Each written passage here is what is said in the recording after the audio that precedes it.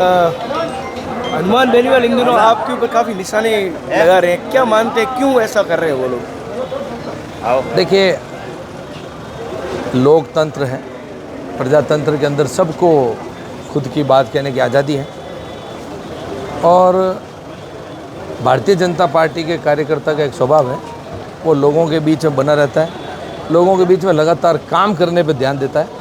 जैसा कि हमारे यशस्वी प्रधानमंत्री जी लगातार पिछले 11 वर्षों में सिर्फ काम करने पर ध्यान दे रहे हैं और उसी तरह मार्गदर्शन लेते हुए आदरणीय प्रधानमंत्री जी से हमारे यशस्वी मुख्यमंत्री भजनलाल जी भी दिन और रात पिछले 20 महीने में कैसे प्रदेश की जनता के लिए विकास के कार्य किए जाए, सिर्फ उसी के ऊपर भजनलाल जी का भी फोकस है और उनके मंत्रिमंडल का भी है।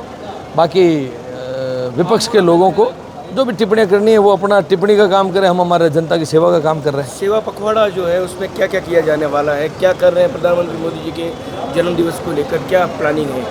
देखिए, आज यदि नरेंद्र मोदी जी का जिक्र किया जाए तो ये एक इतना विराट नाम है, इनको युग पुरुष कहे तो भी कम है।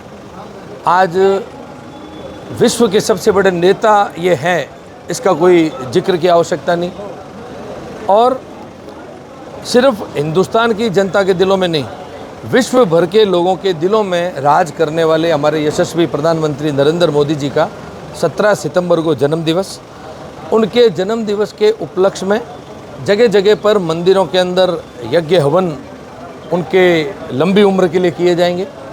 गौशालाओं के अंदर गौओं को गुड़ चारा देने का काम किया जाएगा। अस्पतालों के अंदर मरीजों की सेवा, उनको फल वितरण, दवाई वितरण के कार्य किए जाएंगे। जैसा कि आप और हम सबको विदित है कि प्रधानमंत्री जी ने प्रथम बार प्रधानमंत्री बनते ही स्वच्छता अभियान का एक संदेश पूरे देश को दिया था। तो जगह जगह पर भारतीय जनता पार्टी के कार्यकर्ता और देश के लोग भी, एक जन जागरण भी बन चुका है। स्वच्छता अभियान भी जगह जगह पर गांव-गांव ढाणी ढाणी चलाया जाएगा और सरकार की तरफ से अलग अलग गांवों के अंदर कैंप चलाए जाएंगे, जिसके अंदर चाहे वो एक गरीब के लिए पट्टा वितरण का कार्य हो, चाहे वो खाद्य सुरक्षा से जुड़े हुए विषय पर बात हो, चाहे उनके बहुत पुराने समय से रास्ते, खेतों में रास्ते का विवाद हो, उनको सुलटाने का काम हो। हर तरीके का काम सेवा पखवाड़े के अंदर आने वाले 15 दिवस, जो कि हमारे दीनदयाल उपाध्याय जी की जयंती और गांधी जयंती व हमारे देश के प्रधानमंत्री रहे लाल बहादुर शास्त्री जी की जयंती, इन चारों कार्यक्रमों को एक 15 दिन के अंदर देख करके बहुत व्यापक रूप से अलग अलग कार्य चलाए जाएंगे। पहलगांव घटना के बाद कल क्रिकेट का मैच हुआ, सरकार को लोग सवालों के निशान खड़े कर रहे हैं कि एक तरफ कहते हो पानी और खून साथ नहीं बहेगा, एक तरफ क्रिकेट और दुश्मनी साथ में चला रहे हो। देखिए, खेल और खिलाड़ी, जैसा कि पहले एक समय था जब अपने अपने देश के लिए टीमें खेलती हुई नज़र आती थी। मेरे को याद है वसुंधरा राजे जी का प्रथम कार्यकाल, तब राजस्थान की धरती से ही आईपीएल को शुरू किया गया। सारे खिलाड़ी, अलग अलग विश्व के खिलाड़ी अपने देश की टीमों को, उस राष्ट्रीयता की भावना को छोड़ करके यहाँ जयपुर की नगरी में आईपीएल की टीमों के अंदर व्यक्तिगत रूप से यहाँ पर इकट्ठा होते हुए हमें नज़र आए थे। क्रिकेट एक अब ऐसा खेल बन चुका है जिसके अंदर 2004-5-6 के बाद में लगातार पिछले 20 सालों से इसके अंदर कोई चर्चा करना चाहूँगा कि अलग अलग खिलाड़ी अलग अलग टीमों से खेलने की एक परंपरा सी पड़ चुकी है। यहाँ तो सीधा पाकिस्तान देश से खेल रहे थे दुबई में।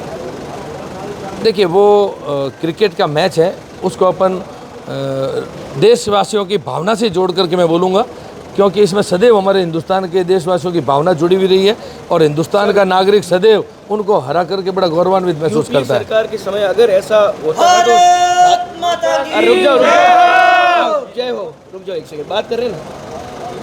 अगर यूपी सरकार के समय भारतीय जनता पार्टी भी सवाल खड़े करती थी कि एक तरफ सैनिकों को मारा जा रहा है, आतंकवादी हमले कर रहे हैं और आप पाकिस्तान के साथ खेल रहे हो, तो अब तो विपक्षी सवाल खड़े करेगा कि आपकी 26 नागरिक मारे गए पहलगांव में, उसके बाद आप क्रिकेट खेल रहे हो।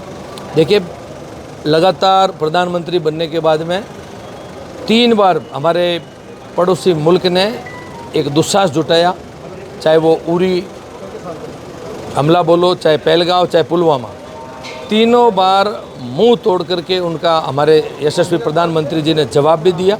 घर में घुस करके, चाहे ज़मीन से हो, चाहे हवा से हो, चाहे आतंकवादी ठिकानों को हो, हर समय उनका बहुत ही कड़ा जवाब भी दिया गया। हर बार उसी ने वहाँ से सफ़ेद झंडा हिला करके उसको युद्ध को विराम करने का आग्रह भी किया और पूरा विश्व इसका गवाह है। मतलब पानी रुकेगा, क्रिकेट चलता रहेगा। देखिए, आज पानी रुकने की बात है, उसके लिए एक व्यवस्था बनने के बाद में ये काम भी किया जाएगा।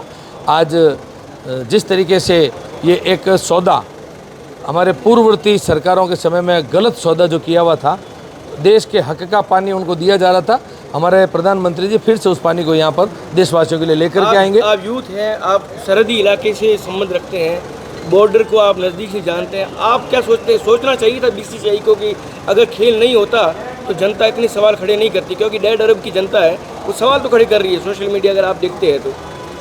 देखिए, आज मैंने बताया ना कि प्रजातंत्र